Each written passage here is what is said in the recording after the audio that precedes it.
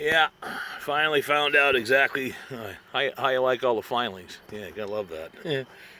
This is a 2.5 liter Ford 4-cylinder, and this is the engine I've been working on along with the truck for the last couple of weeks. And as you can see,